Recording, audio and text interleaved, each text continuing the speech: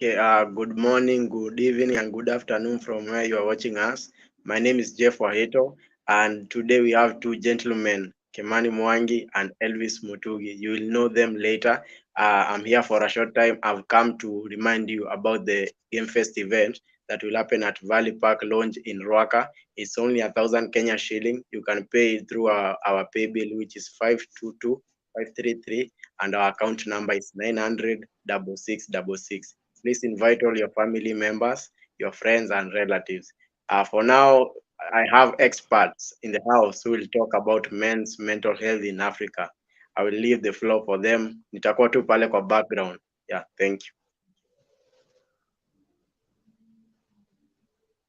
Okay, Kimani, you can just introduce yourself so that the audience can know you and what we'll be talking about today. Okay, yeah, thank you, Mr. Waheto. Hey, that sounds a bit anticlimactic. So, my name is Kimani Mwangi Wirimo. Mwithaga wa Baria Manyenga. Yeah, I think that came out well. So, today we're talking about men's mental health. It's a topic that has been ongoing. This being the month where people are really trying to talk about and celebrate men's mental health. We'll be digging deep into various issues such as stigma, depression, trying to answer questions: what does mental health mean? What are the problems associated to mental health, such as mental illnesses, depression, anxiety, and we'll be trying to figure out how perhaps the existing ways, support systems for men struggling with mental illnesses. We'll also be hearing a lot from our very specialist, who's I think I'll beat his drums a little bit. Now, most people tend to approach mental health from a lot of perspective. There's this very controversial way of discussing mental health, where people talk of to use quotes, mtu amechizi. There's a lot of stereotypes which I want to say are perpetrated by laymen. But today we don't have a layman. We have our very own expert. He's trained as a psychologist. He's worked in a mental health institution. So I believe he can talk from a point of authority. Mr. Elvis, nitaachia kupiga drum hapo. Continue blowing your trumpets. Thank you so much, Kimani, for having me. I'm very delighted to be in this platform today. First, I think you've said my name. I'm Elvis, a psychologist by profession, but currently working in Absa Bank, Kenya. So I greet you, everyone, from all over the continent of Africa, where you're watching us from. Feel much welcomed. Let's have these discussions. And I was very happy after I got the invite, because I was starting to feel that we are heading in the right direction, because now every other time we're having these conversations, these webinars, discussing about our wellness, especially our mental health. For example, this month of June is the focus is on men, and that is why we are here today to have that discussions. We try to connect the dots. Why are men falling low on that field? So I think that's it for now. Thank you, Mr. Mutugi, Elvis. So I think we can start with a very fundamental question and the very essence of perhaps why this discussion should exist in the first place. I think we should first understand what mental health means, and from a professional perspective. Most people tend to define, when you're talking about mental health, most people tend to define it as people think mental health is mental illness. I don't know if you encountered that. Yeah. When people are talking about mental health, the first thing that comes to a person is the mental illness is associated. But I think first we can be able to define what mental health is, and then we can be able to discuss, the rest. So from a professional point of view, how would you define mental health. I know I've read the definition from DSM-5, but I think it is a bit complicated than I want to state. So, in simple terms and from a professional point of view, how would you define what is mental health?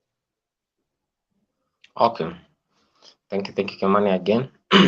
Okay.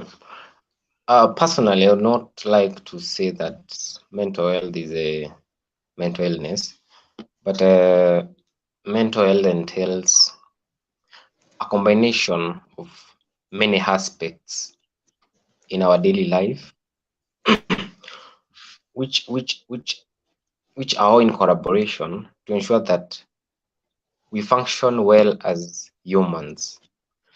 So mental health cannot be defined independently without associating other factors uh, that are in line with our life. For example, the physical health, social life, our intimate relationships, all those interact together to to ensure that we are functional.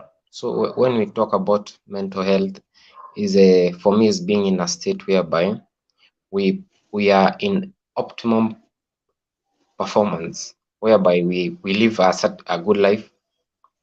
Because for me, alluding to Aristotle, the the the the explanation to life, why do we live, sorry, is to be happy. That is the end goal of life. So for me, I believe that when we talk of mental health, we were talking about good mental health, a healthy mental health, if I can say it that way, whereby we are stable emotionally, we can express ourselves, we don't have pent up things in our systems, in our minds. Yeah, I think that for me, that's the basic definition I could have for mental health, an holistic approach to life. Thank you. From what I have heard you describe, I think you defined mental health as optimal functioning in essentially three aspects: the physical, the social, and the emotional. And that's quite insightful. So, if at all mental health, good mental health is functioning optimally in the physical, social, and emotional, then that would, by extension, mean that perhaps mental illnesses is the opposite of the same. Yeah, it is the reverse of the same. So, in discussing mental health, since you don't have a lot of time, I believe this topic is quite wide. You might have to come back to it at some point. So, I want us to discuss some key issues. I want us to discuss about the stigma surrounding men's mental health, especially in seeking help. Perhaps we can also discuss about depression and other mental health struggles, specifically for men. The existing support systems that exist right now that men can access, and perhaps a story or two from your rich uh, basket of your experiences at another institution. So to kick us off, let's talk about stigma surrounding specifically men's mental health. Men's mental illnesses are often stigmatized. It is not something that you have to look for. It is it is ubiquitous. It is something that exists across the board, not only in Kenya, not only in Africa. It is all around the world.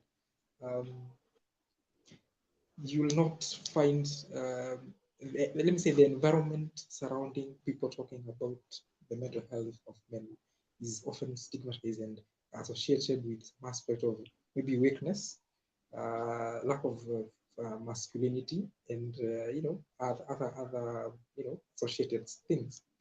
So I would like to ask you our first question. So, from where we sit, when I say we, I mean we. Today I want to categorize myself as a layman, yeah, in this topic. From where we sit, the stereotype that we see surrounding men's mental health we can only define it, we like to blame society on it. Yeah. But what are your thoughts on the stigma surrounding men's mental health in African society? Does it necessarily come from society at large? Does it come from fellow men? Does it come from other genders, if I might use that term? Where do you think there's a lot of stigma surrounding the mental health of women? Thank you, Kimani. That's a good question. Whether society is the one responsible for the low performance of men's mental health. So I think before even we try to understand why are men struggling with mental health issues, mental illnesses, we first should try to ask ourselves, how did we get there? What are ladies or female or women doing different than men? Why do you find that most of the when we do a rating between men and women score better than men? So I tend to believe that various research have been conducted by psychiatrists, in collaboration with us as psychologists, with doctors, to try to understand what happens in the human body, in the brain, that makes men behave in certain ways, which is a slight difference from women. So I'll start with uh, I believe I at one point I had a conversation with my lecturer, and I tried to tell him that you have to see that for ladies it's very easy for them to express their emotions. A lady can easily cry and speak up when she feels that something is not right. Why is it that as men find it hard to speak up? Is it the society that has been stigmatizing us, or what happens? So we went to further research, and we wanted to establish what happens after birth. And now there are these children that are born, newborns, like for example twins, which are a male and a female. So various brain scans are done on them. So we wanted to check, because you see the brain controls most of our behaviors. Because as a psychologist, we believe that every behavior has an explanation. It just not occur randomly. There is some elements that there are some dots that have joined so that someone can behave in a certain way. So these children are born, scans were made on their brains. Then for behavioral researches, they take quite a number of years, even more than 20 years. So when the scans were made, it appears that the sizes of the brain on the different parts of the brain were the same in size. Size was the concern. So after several years, when the children now have gotten into the socialization, then scans are done during different times, and later there was some certain very differences that were seen on the scans. So, for example, it appeared that for the ladies, there are some parts of the brain that grew bigger with time, while those parts of the men of the males remained almost the same, or there was a slight difference. And now we wanted to know why these parts, and okay, the brain and the chemistry is a lot of work there, but in summary, that some part of the brain for the girls, like the limbic system, is a part in the brain responsible for emotions, was a bit big in size because it was so much engaged. Then to the male, there's the cortex. The prefrontal cortex was a bit huge, responsible for rationalization, reason, and critical thinking. So now the question was, why? Why are these parts of the brain getting big in size? So the then now there we go to the part of socialization. I think the first of all, it is good we're having this discussion. That is the starting point. That men, we are having it difficult. That men, we are finding it difficult to cope. We have so much on our table. And now that's a beginning point that, yes, we are starting to speak up. And especially in Africa, whereby that stigmatization has been there for long, whereby they say, what is it to be a man? Like you must be strong, you must be upright and decisive. So they normally say like it takes a village to raise a child. How we have been brought up from the moment we are born, how the connections we had with our primary caregivers, the attachment we had with them, how we were brought up to school, and all that process, and an implication to the challenges we are facing now. So I believe for us to solve these things first, we'll have to go back to the drawing board and start educating the upcoming parents on how to socialize their children, that they have to say things as they are, because now you can see the implications of it has to men later in life. So for example, I'll give an example of the identification humans acquire with time. Now that this goes to the gender part, because I believe when we talk about men and women, it is not in biological terms, not the male and female. We can have a female who is manly, who is more of a man than a woman. We can have a male who is more of a woman. That is the society or the gender aspect of it. And gender is designed by the society, it's not a biological thing.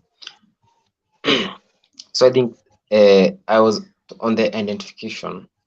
So as we are get socialized, there is positional identification that men acquire.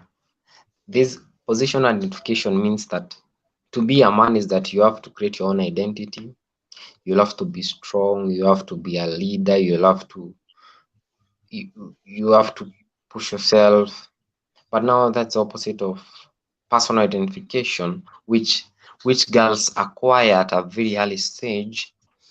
Because you see, as early as the teens, the small girls, whereby they have started having these roles as I'm a mother. They have small kids. They ask their parents to buy them. They are praying them.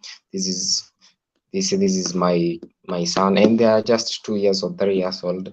So that is personal identification. They identify with perhaps their mothers. That the girl being a girl, or what it means to be a girl, is to identify with what girls do, which is self-love, loving pets, loving dollies, and what have you. So these identifications, we carry them throughout our lives, the attachment, and we find later in life they have a big implication on how we perceive life and everything in general. So I say the first way to solution the crisis of mental health is first having this conversation. The second thing is that we'll have to appreciate that mental issues or mental health issues are not a concern or a problem to be solved by men alone on themselves. That one will not be possible. It is a societal duty. It is a collective duty that, or the society will play a big role to ensure that men are in a position to express themselves well, and the society goes at large to even the government and the policies that we're making. I was very happy of late. I saw policy from our government in Kenya, because it came a point whereby our former president Kenyatta decided that now mental health is now a national crisis, it's a national disaster, just as they said HIV was back then. And it was a clarion call that something has to be done. Because as Kimani, you said someone who is mentally unwell, especially for men, you cannot tell by looking at them. You cannot go to the clinic and test them, because the first thing you have to speak about it. You have to seek help, and if you don't talk, as most men do, then no one will be able to help you. So this is a societal thing whereby the society should give that room to allow men be humans. We not that men are strong, because now we pretend that men are strong emotionally, we suppress our emotions, but there is an implication to that, because now men now go to seek other ways to cope. And I think we will get there today now, how men try to cope and how unhealthy that is. And for the stigmatization that has been, I think that is the first thing that has caused men not to speak up. Where you find 1 out of 8 men has anxiety issues. That is in the whole world. In the suicide cases, you see every other day suicide. Over 76% of those cases involves men. Yeah, so I think men should be told that it is okay to express yourself. I know some will throw stones at me when I say it's okay to cry, because you're letting that thing out. Yeah, so back to you, Kimani. Yeah, thank you. You've raised quite interesting points which I want to respond to, especially regarding how you were brought up. But before I do that, I see there are some excellent comments coming in. I can see one from Timothy Mobango, who is saying that today I'm serving tea on the bench. Fred Bon, some bread please, I'm like Panda Bay. Yeah, then he continues to say that June, as many say, men's mental health month. I am tuned, waiting to tap into the wisdom of brothers Kimani and Mutugi. And he also says that insightful illustrations on the variation between the male and female brain functionality and their reaction with mental wellness. I can see another comment from Key Alice saying, so the first part was basically a gene marker. I think Elvis, this was a question to when you're defining the differences in variation I described above. Please note this, you will respond to it. And then there is Igua Kapesa saying right on spot. There is Madubi Robert saying great conversation following. There is Dan Ninju saying humanization. Yeah, all these comments are welcome. Thank you very much. Thank you very much for the comments. Now, I want to go back to what I was saying. You've raised very interesting points in where I see an intersection between biology, environment, and social factors. If we were to draw a Venn diagram, then I think men's mental health will be that intersection between the triple circles. Now, I was reading a book. I'm saying this to continue the conversation about how people are raised, how men are raised contributes to perhaps them either stereotyping themselves with regard to mental illnesses or being stereotyped about other men's mental illnesses. Now, I was reading a book by a doctor. I think she's Dr. Bruce Perry and of Oprah. And the book is called How You Are Loved. And the message of the book is that the way a person expresses themselves in terms of behavior, the behavioral expression of a person is a reflection of how they were raised. Yeah. The book says that it all comes down to how you are loved as a child.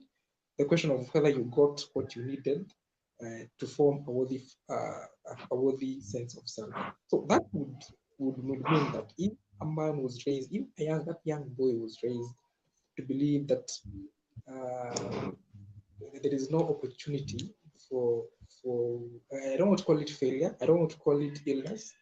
I don't know what to call it. But if that young boy was raised being shown that there's no opportunity for any form of uh, activity or expressionism that can be construed as weakness, then perhaps that young man might have difficulty dealing with emotions, which brings me to ask this very critical question.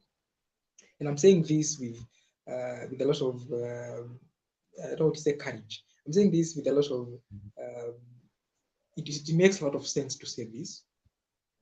You see, there are two factors involved here. One, the truth is, and the truth is just the truth, yeah? This does not bend to public opinion. The truth is, society has more to gain from a strong man than it does from a weak one. Saying that is not saying that men who suffer from mental illnesses are weak. I'm saying this to say, I'm saying that to say this. Then there is this other side of society that is pushing for masculinity. Let me call it toxic masculinity, the belief that men should not express themselves, that they should not vent out their issues. So these two things, when juxtaposed, they appear as I won't call it a trap, because this young man does not know whether to conform to the first one or the latter. On one hand, the society expects them to be strong because that's just the truth. It expects you to be strong because it has more to gain. When I say it, I mean society. It has more to gain from you being strong than it does from you being weak. And the same society, a group of people, sometimes actually men, pushing for toxic masculinity traits of why men should not do ABCD. So what's the line between being strong and crossing over to tendencies that we can be construed as toxic masculinity? What's the line between being a very strong person and being a person who cannot seek help because they believe seeking help is weak? What are your thoughts on that? Okay, thank you for that, Mwangi. So I'll start by alluding to Charles Darwin. We know him of the evolution theory, and Charles Darwin believed that it is not maybe the brightest that are going to survive, or the strongest, or all those traits that we might have in mind, as you're saying, or the being strong, being the one to push the agendas and everything. So Charles believes that those that adapt are the ones that are going to survive. The species that adapts, it's the one that is going to survive. So from my observation is that men in the 21st century have a certain illusion that or a definition of what it is to be a man. Because when you see from for example, in Africa, civilization has just been so gradual, and the idea of marriage relationship has evolved in the last few years. So you found out that our forefathers, or maybe the recent ones, is that what it meant for them to be a man is to provide, to go there out and go get food, protect their children, protect the wife, and such other activities that, in quotes, men are supposed to be. But let's be honest that in the 21st century, the strong, for you to be a strong man, you don't have to be strong like in having muscles. That is not the strength that you want. We want financial strength, we want intellectual strength, coming up with solutions, coming up with issues like how can we here in Africa have our own refineries instead of having produce here, we export them, then they are brought back as. So I think such strength is the strength that we need. Okay, Now you find out that men are doing poorly in finances. Not all men, of course, but when men are not well financially, the financial aptitude is not in order. They are more likely to be depressed because they believe that is my role as a man. But these days, you will have to appreciate that. I know we have ladies in the house. Ladies too are becoming strong. They are becoming providers. They are going out there to get bread. So assuming now you like Kimani, I just make an assumption. You got married to someone who is okay. The lady earns more than you in the society. The status is higher than you now. So you will be. I feel for me, I feel the traditional man will be in a very awkward position because now the definition he has in his mind of being a man will have no essence because now it is not about a matter of provision of the food or anything. Uh, so I think we first have to redefine what it is to be a man. I feel there are so many loopholes, so many lines that are not connecting well. Of when we have a discussion of talking about what it is to be a man, and I think these are the things that are causing men perform poorly in mental health. So then, as you said about the nature and nurture, they all operate together to ensure that they form a human being. But now there are these biological aspects of biology that naturally men have by nature. For example, you will find it that there is this hormone, a very common hormone, testosterone, that it is very high in men, uh, responsible for maybe the physical presentation we have as men. So now this hormone is a good hormone, but when it comes to mental issues, because now when you are stressed, when you have this anxiety, you are overwhelmed by issues. Now that hormone is likely to make you become more aggressive, become irritable, impulsive, and all these things. Now, the go to the part where now ladies score better on that. They have this hormone that is, I think, a bit high on them, oxytocin.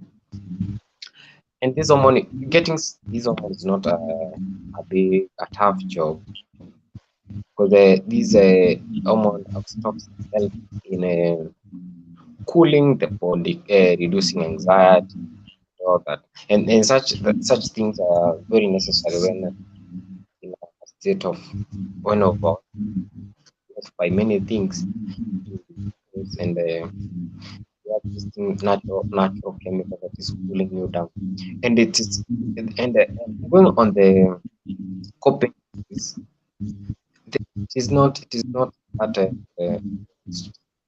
complicated. How men should start working on themselves. Basically, for me, it should start basic lifestyle changes. Because you see, at the moment whereby Kimani wants to commit suicide, it is not a one-day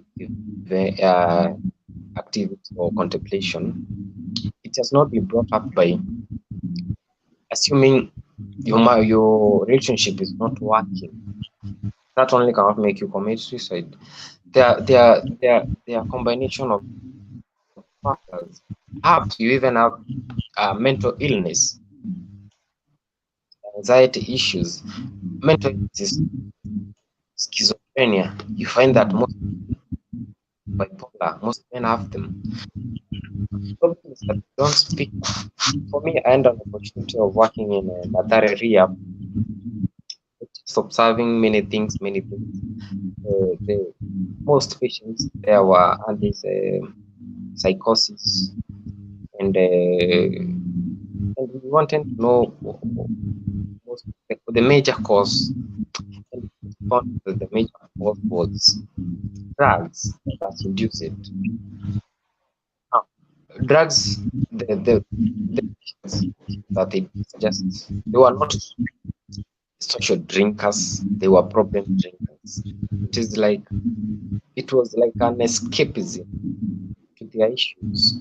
Then they end up in drugs. Now, they now drink their grapes deeper. Drugs now, there is this mental illnesses now start creeping in. So my concern was they went for drugs, not using drugs as an escapism. They could have maybe opened up, and we encourage them to speak up. You can have someone you trust, and if you don't trust someone, we are psychologists, we are here, and in Africa, I think now, although it has not yet picked up, because you find even these the developed countries now put a therapy or mental health seriously. But here also in Africa, we're trying to catch up because the government has seen that now this is a crisis.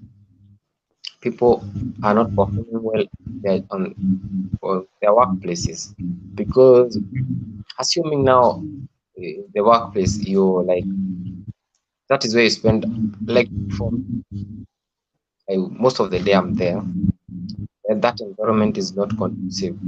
It keeps overwhelming me every day in, day out.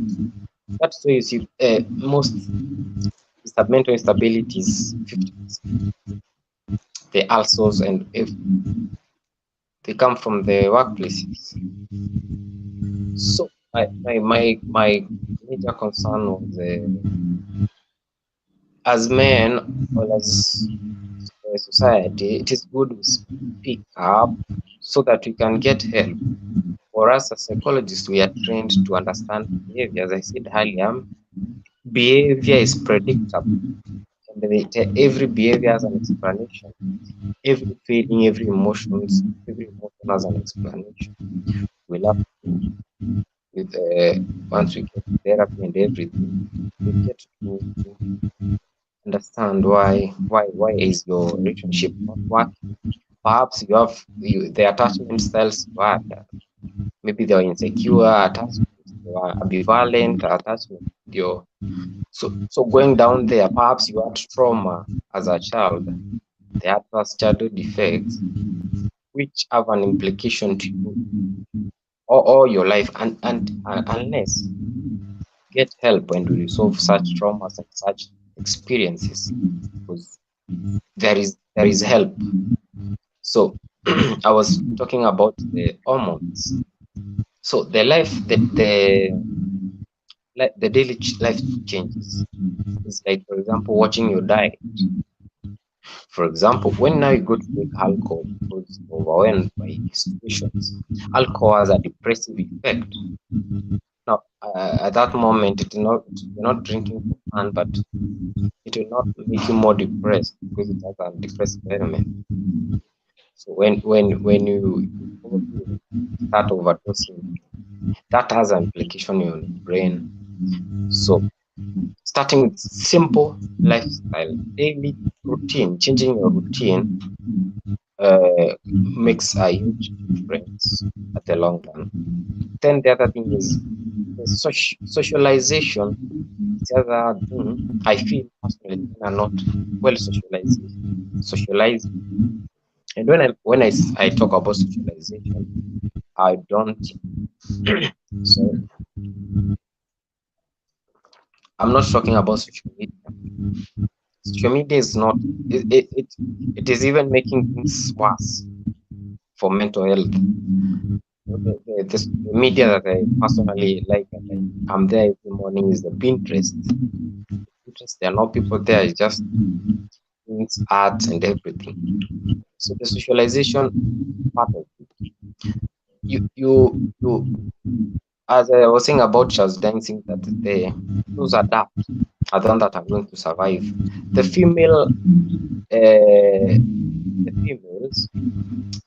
over time, they have developed an adaptation mechanism by ladies or female are likely to seek friendships and like men.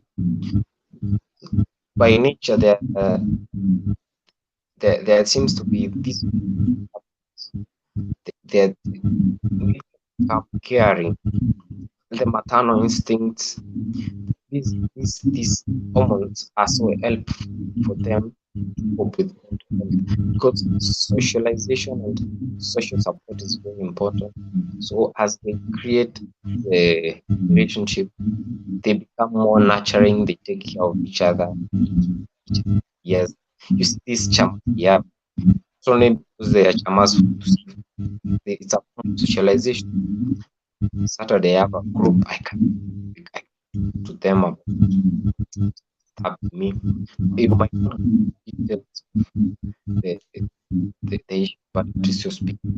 Hence, nurturing behaviors and social relations forms kick in that out through socialization. The other part of lifestyle changes is exercise. People undermine exercise, which is very, very critical. You don't have to go to the gym. Have a routine like those who work these fifth floors, take the lift and subject the natural produce other endorphins that is transmitted, because the brain helps regulate our hormones chemicals and everything that reacts to how we exercise, not aggressively. This endorphin produce that serotonin are produced. So the brain having a adaptation mechanism to self cool down. That's why you'll see from when I give an example. Okay, one how with his mother was a child, a man. Probably there is a danger. There is a bomb that has blasted meters away. Most likely that a man, but Elvis, yes. sorry to interrupt. I think your voice is breaking a little bit. Okay. Perhaps you can. Yeah, I think your voice is your not your voice. Your sound is your sound is cutting out a little bit. Maybe you can check it out while I read some of the comments here. Okay. Okay. I see Frederick Fredborn Congo saying let's all encouragement and go therapy. It's unfortunate that mental illnesses are not easily diagnosed. Only therapy can help us. Let us join hands in raising a new crop of healthy generation. I see a very good friend. There's another comment here from Dunga coming up shortly.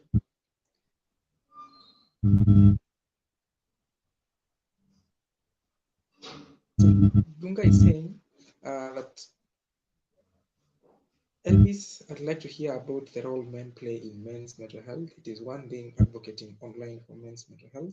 It's another actually being there for someone. I'd like to continue that conversation Dunga is sharing with his next comment. He's saying, even among those who have broken free of the umama in quotes narrative and to do value opening up, we find ourselves in an awkward position helping fellow men with his mental health. How do we help our brother? I see a comment from Live, Love, and Love saying tuned from Geshagi Kiamorogi. I would not want to visit that place if it literally means what you just said. And lastly, you also have a comment from Congo saying that Tunga just encourages them to visit a professional therapist. This has an advantage. For instance, therapist doesn't know you. You will meet him, talk, and live with no attachment. I think Freddy Congo is trying to allude to the assertion that perhaps among the reasons why men don't vent out their issues is the fear of being judged. So he's suggesting that therapist does not know you. So you go there and vent your issues, hata kufuata nyumbani, yeah.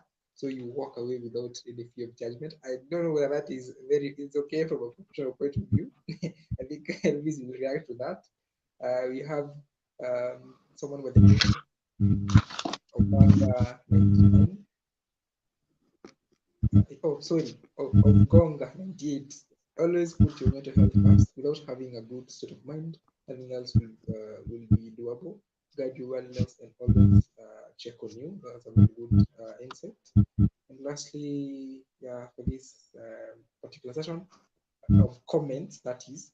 Secondly, there are so many materials one can access to help them find out about their mental health status and health. These include books, emergency. I think everyone is continuing on his point about seeking professional therapy, which I completely agree. Now, I want us to touch just a little bit on what you had mentioned during the beginning of the discussion about the coping mechanisms, that I won't call them bad coping mechanisms, because it seems as if the issues stemming from mental health are, as I had mentioned, the intersection between biology, environment, and social factors. Now, we cannot control biology. If you read the DSM-5, that diagnostic always takes something to do with genetics, whether you have a history of a grandmother whose uncle's mother on the paternal side, you get the gist there, had suffered from any form of mental illness. Now, there's nothing you can do about that, but there's a lot we can do about the environment. By environment, I mean the upbringing. The same DSM-5 identifies something that it calls Z codes. These are factors, social factors that predispose someone to certain conditions such as anxiety and depression. We include perhaps the way someone was raised, as was discussed. There is the troubles such as financial problems, which is part of what has been said, feeling like you have to be the provider. All these factors, I think these factors of the environment and social factors, there's something that we can do. But instead of doing that, I think we'll touch that when we're discussing about what it is that we can do.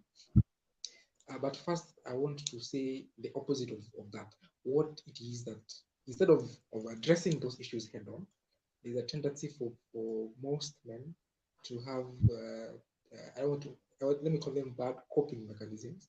I'm talking about drugs and other forms of coping mechanisms, which is really how people try to deal with the issues. So Elvis, as a professional, sorry. Okay, we already know that they are moving to this as an alternative coping mechanism. So what is the alternative? What is it that they should really do? I'm seeing excellent comments on what should be done, but from your professional point of view, what do you think are the available functional coping support mechanisms and solutions to the problems that we're having, and hopefully do they address issues such as the stereotype that men are facing? Do they address the unique challenges that men face with regard to accessibility? In short, are they accessible, and what are they, and are they accessible specifically for African men? Thank you, Kimani. I don't know whether I'm audible enough. Yeah, you're audible. Okay, sure. So as I was seeing in the comments, someone is talking about therapy, and you see, we don't really have such shows very rarely. It's just 1 hour, so you can imagine what you can cover in 1 hour. Just less than 1% of what mental health entails. So one thing about coping, men themselves, and just self-reflection, being mindfulness. I say having a meeting with yourself. You you you you you you journal your thoughts. Yeah, I believe if you're honest with yourself, you realize that there is something that I'm not doing right. There is something that I can do. The thing is usually to go for get a not a friend to advise you. As psychologists, we don't encourage for advices because advices are personal or preferences. Therapy from a qualified therapist, we are going to understand your issues, remedies, help you. You might not know how you in a certain way, but you might have a clue of why are you behaving this way. Mental illness, because the point where they commit suicide, that person has, I think he has reached a problem. There is no hope. But I'm happy we are having this discussion now. We are trying to tell the public that there is hope. Everything is manageable. So about the coping, as you were saying, there are several ways that coping mechanisms that we men over time have adapted. The one I talked about is escapism. The other one I would say is being withdrawn. Men are most likely to be withdrawn, and you will notice that these men will not show up. They will show it. They have so many issues. What happened in general? If they are in the workplace, they don't deliver their mandates well because they are always in their thoughts. What will I do with myself? Because now they start seeing themselves as failures. So the other way men try to cope is by externalization, whereby you want now to blame others, you want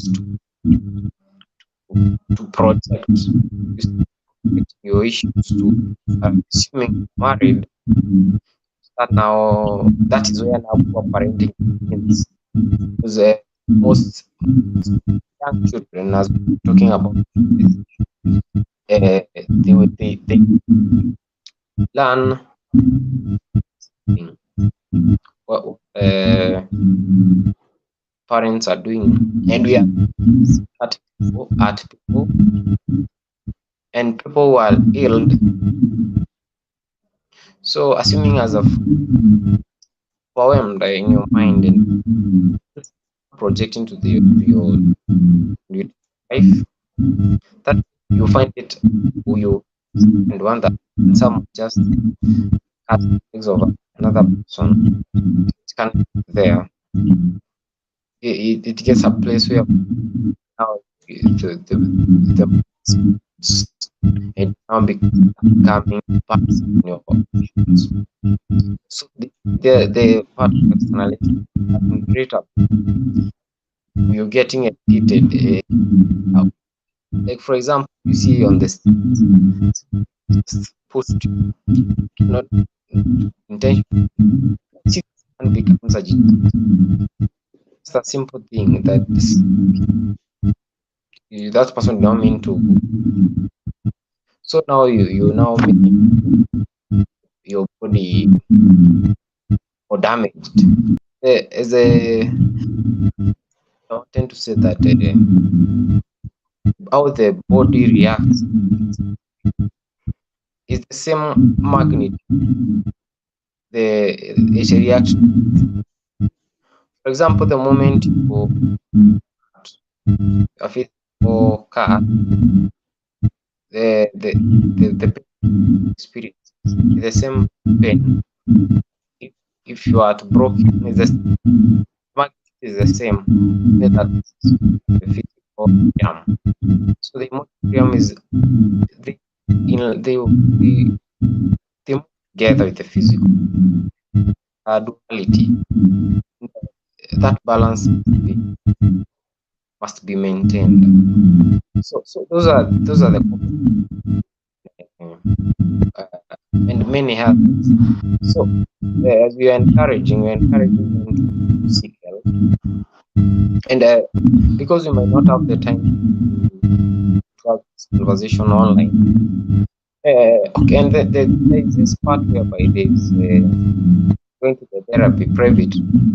Kimani, you should you might not. I might not be a good therapist, or you know me. You might things like I've under patients whereby they are men and they are soldiers before.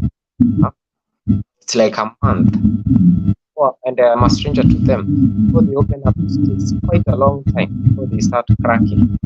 And then for the lady as patients, the first they have given you a lot of information that when you just wonder in a lot about them, but that hardness you're trying to soften a bit for yourself, just will have some benefits. So I think I have answered. There's another question that was asked, the role pray. I think this is the first conversation we had about stigmatizations. Men are the ones that are perpetuating that conversation of man up, be a man like us. You something you're talking about. So I believe when we as and we each other, we're supposed to support each other, give each other that safe space to express themselves. It doesn't mean you're weak. It doesn't mean that you're not man enough. Yeah, so I think that is a thing that men should work on. The masculinity you're talking about, toxic masculinity. That one has detrimental effects on mental health. That you might, for me, I see negative results from being such toxic. Back to you, Mwangi. Thank you, Elvis.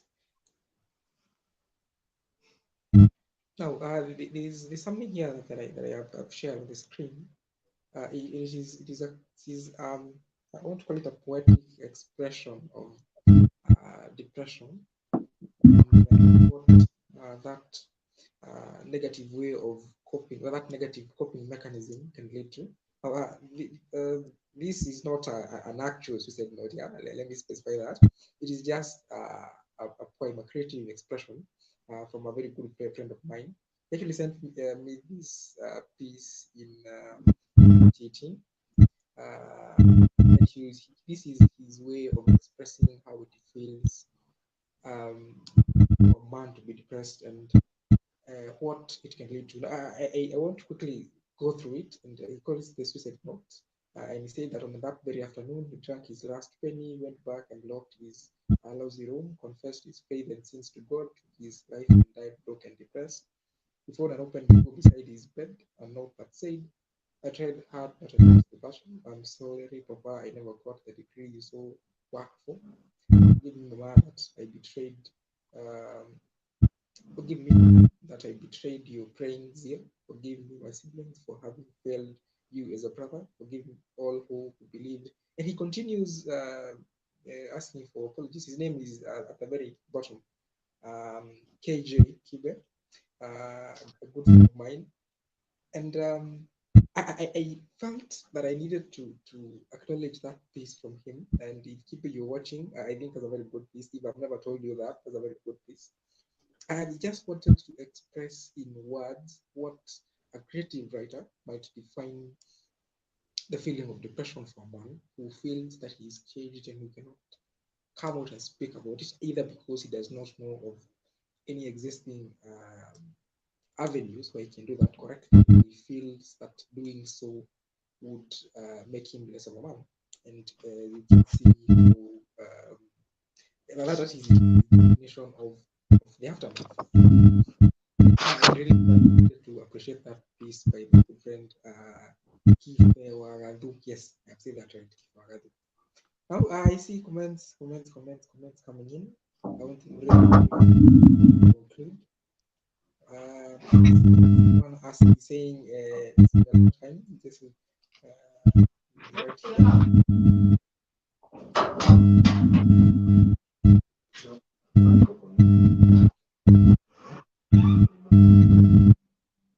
There's someone with the name. Where is that comment?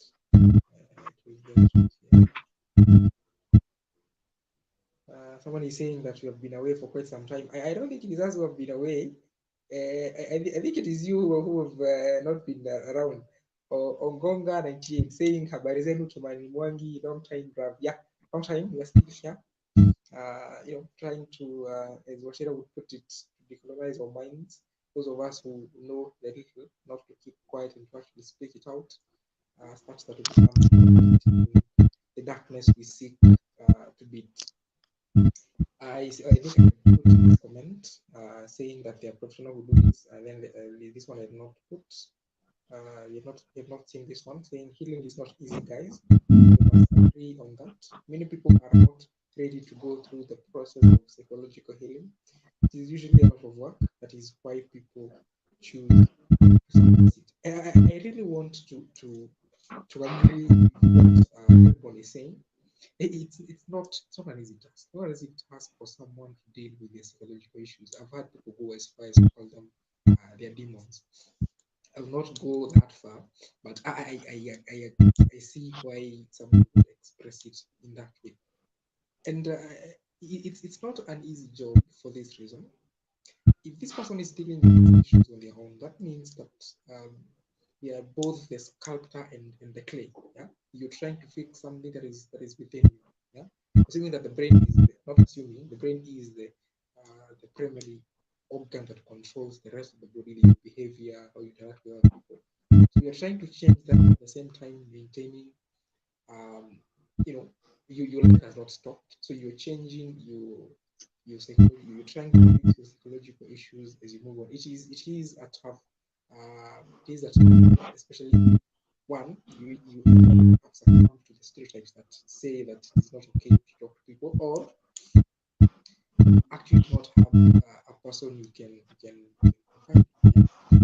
That discussion I think has ever been had in our discussions want to come about a friendship, having a person who you can talk to without fear of what the implications of that discussion might be. And I think this is among the solutions that I would suggest, and Wala Elvis will agree with me on this, that I want to call it peer counseling. Yeah, when I say you talk of peer counseling, I'm talking about men talking about their issues with men, not because talking their issues with any other gender, even if I choose that phrase, is wrong, but because their fellow men are more likely to understand their plight and to respond in a manner that might be more helpful. That is one of the solutions that I would suggest.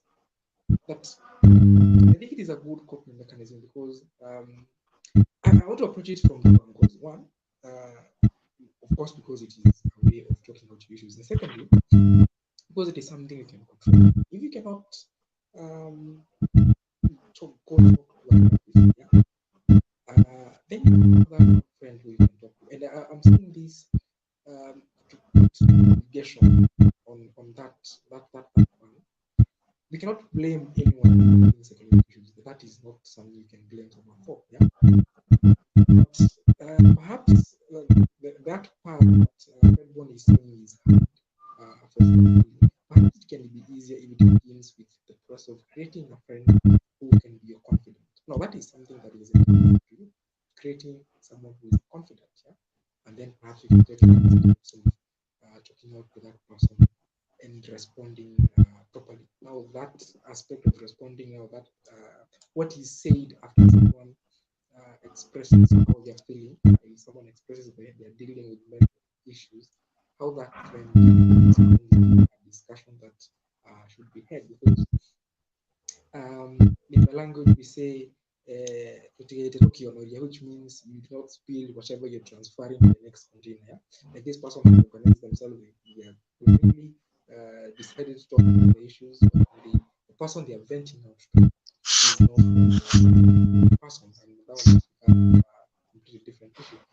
Talking about peer counselors, perhaps these counselors need to, it's a discussion that will be had about how they should respond and what constitutes and what does not constitute a proper response. Um, Elvis, as we conclude, you've written a book. You've written an interesting book called Stress Demystified. I believe it is available on Amazon. Perhaps quickly, as you wrap up, you can tell us what it is about. Perhaps it is the solution to the problems we're discussing. Tumekalia majibu. What do you have to tell us more about this book? Thank you. I think as you're saying, Kimani, there's a lot to do. Men, in specific, focus month on men, as well. Much to cover. So my in mental health, my focus was in stress. So I is a on stress. Why different people are affected differently? Why some people are likely to give in to depression, and yet there are other people, as you might want to call them, as toxic masculine men. Maybe they have a certain personality. I found out was hardness. There are people who are hard by nature, and there is nothing that nothing that makes most people panic and what that one. I don't think much can scare them. So I think I did this research for quite some time, and I published it 2 years ago. The book is still on the market, but as I think as Africans, we need to appreciate that we are still lagging behind on acquiring knowledge. I find it, even my friends who are graduates, they find it difficult to read. You're not reading because you have an exam, but you're reading for self-development. What part of your life that you want to? Is it a better relationship with your God, relationship with your partner, or is it a calm mind? So there are, I feel we should even encourage that culture of reading, not necessarily the books, podcasts, documentaries that are presenting, as we do in psychology, based practice, whereby there are these podcasts, there are TED Talks, people presenting of how they overcame addictions like masturbation, sex addiction. Some of the conversations men don't want to share openly, but they are affecting them. They are making them feel it themselves. So I think this book is a combination of many things, but as long as your mental health is not okay, you will be stressed. So if you're sick, stress. You don't have money if you have all these bills to pay. So I feel the copies are still there. Kimani, in case anyone feels, I think there are soft copies that goes as low as I think 300 there. For those who might add in far places. So I think I as I conclude, there is a lifestyle that I adopted, and by Aristotle. It's about his life, whereby he says that a good life is a life at the middle. It's the balance life, the balance between excesses, balance between excesses and deficiencies. Good life, balancing the yarn. Life is just a push. There is no life that I assume there's perfect life. It is stress free. You have a sober mental health. It's a balance whereby you have to keep checking yourself time and time again. So I believe that once we have this balance, things become easier for us. That we are not saying that pain is, you cannot avoid pain. Pain will come oftenly. You'll be frustrated with life. That is true. You will, as well as you will success is not saying to avoid pain. But saying that experience life. If you are in a situation that to feel anxious, it's good anxious. But now, how do you regulate that? So pain is inevitable, but suffering is not. Suffering, if you want to suffer on your own, that is now on you, because now you're decided not to seek help. No one will know if you're suffering. Don't talk. And there is also a thing about our government, because in the penal code, some section of our penal code, there is the one says that okay, it's not a felony to commit suicide, but it is a crime. It's in Kenya. So that made me wonder. So you want now to take this person who was committing crime to prison.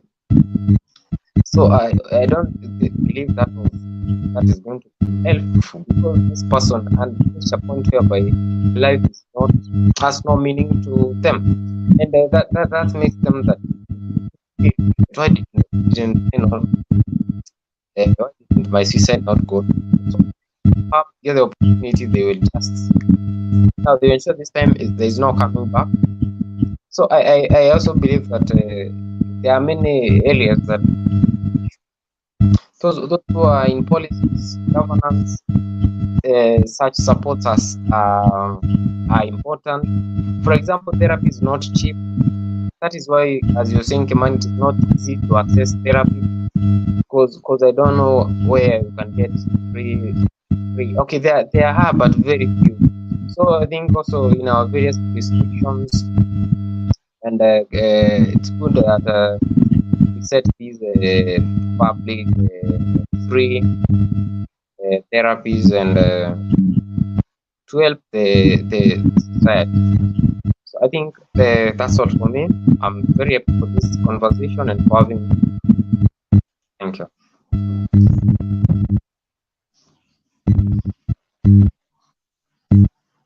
Thank you, Elvis. Thank you very much. I think the takeaway from our discussion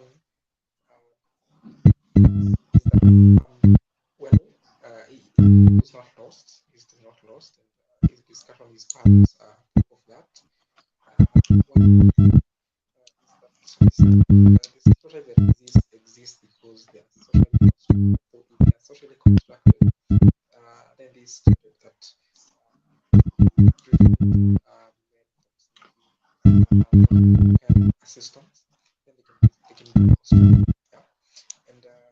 wish everyone who is struggling with research well. We wish them well. And I hope that the society will learn deconstruct stereotypes and everyone connected and think of mental health and assessment is easily accessible. Our guest, Elvis, will be coming us and recommend them pick up in the upcoming Game Fest event. It is on 29th of this month. As the name suggests, it is a game fest. We're going to be playing lots of games, charades, play Monopoly, Jenga, chess, dictionary, some bit of karaoke here and there. Karaoke ile ya kuimba si karaoke. And lots of very interesting games. On 29th in Ruaka, it is charges are at 1,000 shillings. The tickets sell out in a week or two, in a week and a half. Yeah. You're welcome. Thank you for having us. My name is Kimani Mwangi Werimo. I'm wishing you a good evening.